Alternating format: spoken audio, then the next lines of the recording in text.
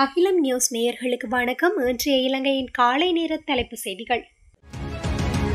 செம்மணி மனித புதைகுழிக்கு சர்வதேச விசாரணை கோரி வடக்கு மற்றும் கிழக்கு பாரிய கையெழுத்து போராட்டம் ஒன்று இடம்பெறவுள்ளது.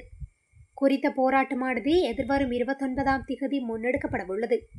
யாழ்ப்பாணத்தில் உள்ள தனியார் விடுதி ஒன்றில் நேற்று தமிழ் அரசியல் கட்சிகளுக்கிடையில் சந்திப்பொன்று இடம்பெற்றது. இதையடுத்து ஊடகங்களுக்கு கருத்து தெரிவிக்கும் போதே அவர்கள் இதனை தெரிவித்துள்ளனர்.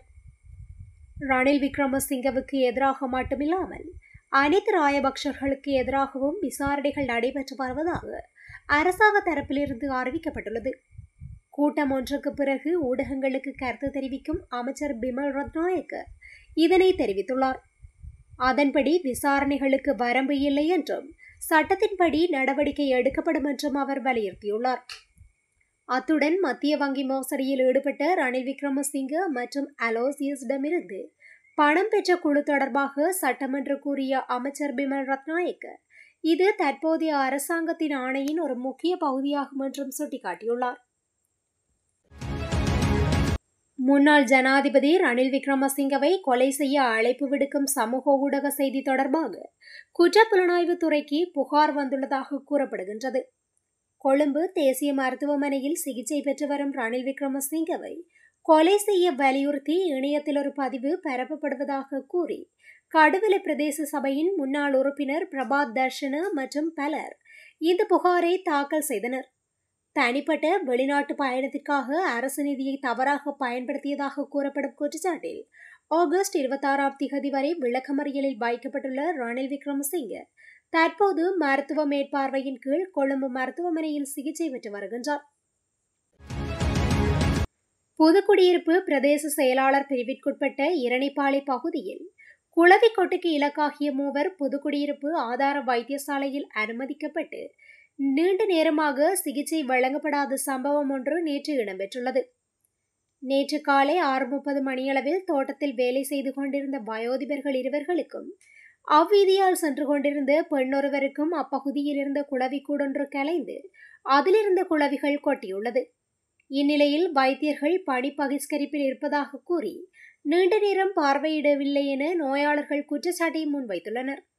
இருப்பினும் வைத்தியர்கள் அல்லது தாதியர்கள் பணி பகிஷ்கரிப்பாக இருப்பினும் அவசர சிகிச்சைக்கு வரும் நோயாளர்களையாவது உடனடியாக மருத்துவமனைக்கு அனுமதித்து சிகிச்சை அளிக்க வேண்டும் என நோயாளர்கள் இதன்போது தெரிவித்திருந்தனர்.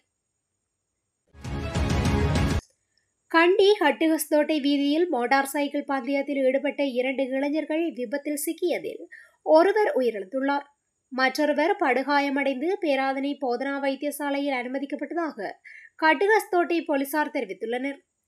அக்குரணை பகுதியைச் சேர்ந்த 18 மற்றும் 19 வயதுடைய 2 இளைஞர்கள் ஹட்டுகஸ்தோட்டை வீதியில் அதிவேகமாக பந்தயத்தில் ஈடுபட்டிருந்த போது கான்கிரீட் பாதுகாப்பு கம்பத்தில் மோதி விபத்து சம்பவித்துள்ளதாக போலீசார் தெரிவித்தனர். இவ்விபத்தில் 18 வயதுடைய அந்த இளைஞர் சம்பவ இடத்திலேயே உயிரிழந்தார். இப்பிரதேசத்தில் மோட்டார் சைக்கிள்கள் மற்றும் கார்களை பயன்படுத்தி இரவு நேர பந்தயங்கள் சிறிது காலமாக நடைபெற்று வருவதாகவும் பலர் கைது செய்யப்பட்டு வருவதாகவும் சட்ட நடவடிக்கை எடுக்கப்பட்டிருந்தாலும் இத்தகைய பந்தயங்கள் தொடர்வதாகவும் போலீசார் தெரிவிக்கின்றனர். 2025ஆம் ஆண்டின் முதல் 7 மாதங்களில் இலங்கையின் ஏற்றுமதி வருமானம் 9.99 பில்லியன் அமெரிக்க டாலராக பதிவாகியுள்ளது. 2024ஆம் ஆண்டின் இதே கால பகுதியுடன் ஒப்பிடுகையில் இது 7.79 அதிகரிப்பாகும் என ஏற்றுமதி அபிவிருத்தி சபை தெரிவித்துள்ளது. வாதுவ பொகத்ரமுள்ள வித்தியாலயத்திற்கு முன்பு நேற்று இடம்பெற்ற வாகன விபத்தில் 4 பேர் காயமடைந்துள்ளனர். முச்சக்கர வண்டியும் கெப் ரக வாகனமும் ஒன்றுடன் ஒன்று மோதியதிலேயே இவ்விபத்து இடம்பெற்றுள்ளது. விபத்தில் காயமடைந்தவர்கள் சிகிச்சைக்காக வைத்தியசாலையில் அனுமதிக்கப்பட்டுள்ளமை குறிப்பிடத்தக்கது. யாழ்ப்பாணம் செம்மணி மனித புதைகுழி அகழ்வின் 2ஆம் கட்டத்தின் 3ஆம் பகுதி நேற்று ஆரம்பமாகியுள்ளது. யாழ்ப்பாணம் அரியாலை சித்துப்பாத்தி இந்து மயானத்தில் உள்ள செம்மணி மனித புதைகுழிகளில் முதல் கட்டத்தில் 9 நாட்களும் 2ஆம் கட்டத்தில் 45 நாட்களும் அகழ்வு செய்ய தீர்மானிக்கப்பட்டு இதுவரை 32 நாட்கள் என மொத்தமாக 41 நாட்கள் அகழ்வு பணிகள் நடைபெற்றுள்ளன. செம்மணி மனித புதைகுழியில் இதுவரை 147 மனித எலும்புக்கூடுகள் அடையாளம் காணப்பட்டதுடன் 140 மனித எலும்புக்கூடுகள் அகழ்ந்தெடுக்கப்பட்டுள்ளமை குறிப்பிடத்தக்கது. பூண்டுலோயா டான்சினன் மத்திய பிரிவில் நேற்று காலை 11 மணியளவில் ஏற்பட்ட தீ விபத்தினால் 10 வீடுகள் தீக்கிரையாகியுள்ளன. இத்தீ விபத்தில் எவ்வித உயிர் சேதமும் ஏற்படவில்லை. ஆனால் உடைமைகளுக்கு சேதம் ஏற்பட்டுள்ளதுடன் குறித்த லயன் குடியிருப்பில் வசிப்பவர்கள் பாதுகாப்பாக வெளியேற்றப்பட்டுள்ளனர். பிரதேச மக்களின் ஒத்துழைப்புடன் தீ கட்டுப்பாட்டுக்குள் கொண்டு வரப்பட்டுள்ளது. தோட்ட நிர்வாகத்தினர், சமூக ஆர்வலர்கள், பாடசாலை மாணவர்கள் என அனைவரும் களத்தில் நின்றமை குறிப்பிடத்தக்கது. நீதிமன்றத்தில் முன்னிலையாக தவறியதற்காக பிடியாணை பிறப்பிக்கப்பட்ட முன்னாள் ராஜாங்க அமைச்சர் டயானா கமகேவுக்கு பிணை வழங்கி கொழும்பு தலைமை நீதவான் நீதிமன்றம் உத்தரவு பிறப்பித்துள்ளது. இந்நிலையில் நேற்று 10 மில்லியன் ரூபாய் சரீர பிணையில் செல்ல கொழும்பு தலைமை நீதவான் நீதிமன்றம் உத்தரவு பிறப்பித்துள்ளது.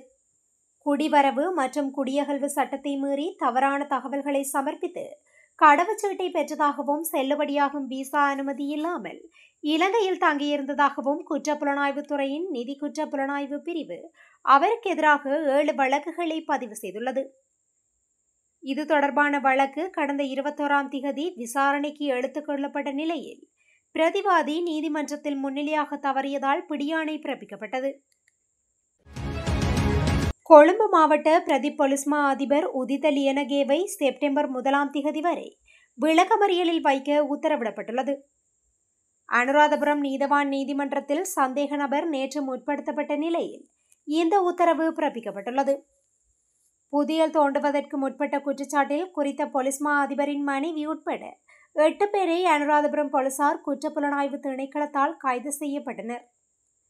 இதனை அடுத்து தாம் பிரதி பொலிஸ் மா அதிபர் என்றும் தமது மனைவியை உடனடியாக விடுவிக்குமாறும் அனுராதபுரம் போலீசாருக்கு சந்தேக நபர் தொலைபேசியில் அழுத்தம் கொடுத்ததாக குற்றம் சாட்டப்பட்டுள்ளது.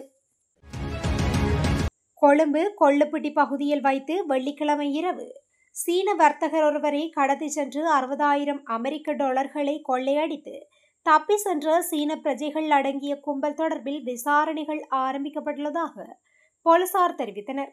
கொள்ளுப்பிட்டி RAD மேல் மாவட்டத்தில் வர்த்தக நிலையம் ஒன்றை நடத்தி வருவதாக போலீசார் தெரிவித்தனர். ஒரு நாள் முழுவதும் கட்டடம் ஒன்றில் அடைத்து வைக்கப்பட்டிருந்ததாகவும் சந்தேக நபர்கள் பணத்தை கொள்ளையடித்துவிட்டு தன்னை வீதியோரம் விட்டு தப்பி சென்றதாகவும் பாதிக்கப்பட்ட சீன வர்த்தகர் சனிக்கிழமை கொள்ளுப்பிட்டி வைத்தி ஹட்டன் வட்டவெல பகுதியில் உள்ள வெலியோயா தோட்டத்தில் பணிபுரிந்து வந்த மூத்த உதவி தோட்ட முகாமையாளர் தனது உத்தியோகபூர்வ இல்லத்தின் குளியலறையில் மர்மமான முறையில் இறந்து கிடந்ததாக வட்டவெல போலீசார் தெரிவித்தனர். குறித்த தோட்ட முகாமையாளர் நேற்று காலை கடமைக்கு சமூகம் அளிக்க எழுந்திருக்காததால் குறித்த உத்தியோகபூர்வ இல்லத்தில் பணிபுரியும் சமையல்காரர் பார்த்தபோது குளியலறைக்குள் விழுந்து கிடந்துள்ளார். சம்பவம் தொடர்பில் வட்டவெல போலீசாருக்கு தகவல் தெரிவிக்கப்பட்டுள்ளது. குளியல் அறையில் வழுக்கி விழுந்து சுவரில் தலைமோதியதால் இந்த விபத்து ஏற்பட்டிருக்கலாம் என போலீசார் சந்தேகிக்கின்றனர். பொருளை காதர்நானா பகுதியில் கடந்த 22ஆம் திகதி இடம்பெற்ற துப்பாக்கி சூட்டு சம்பவத்துக்கு உதவியதாக சந்தேகிக்கப்படும் 2வரை போலீசார் கைது செய்துள்ளனர். அது மட்டுமன்றி அவர்களின் மோட்டார் சைக்கிள் ஒன்றையும் போலீசார் கைப்பற்றியுள்ளனர். கைது செய்யப்பட்ட சந்தேக நபர்களை நீதிமன்றில் முன்னிலைப்படுத்த நடவடிக்கை எடுக்கப்பட்டுள்ளது. ஜெர்மனியில் திடீர் சுகயினமுற்ற நிலையில் யாழ்ப்பாணம் வடமராட்சியை சேர்ந்த பெண்ணொருவர் உயிரிழந்துள்ளதாக கூறப்படுகின்றது. திருமணம் செய்து கடந்த வருடம் ஜெர்மனி சென்ற நிலையில் உயிரிழந்துள்ளார்.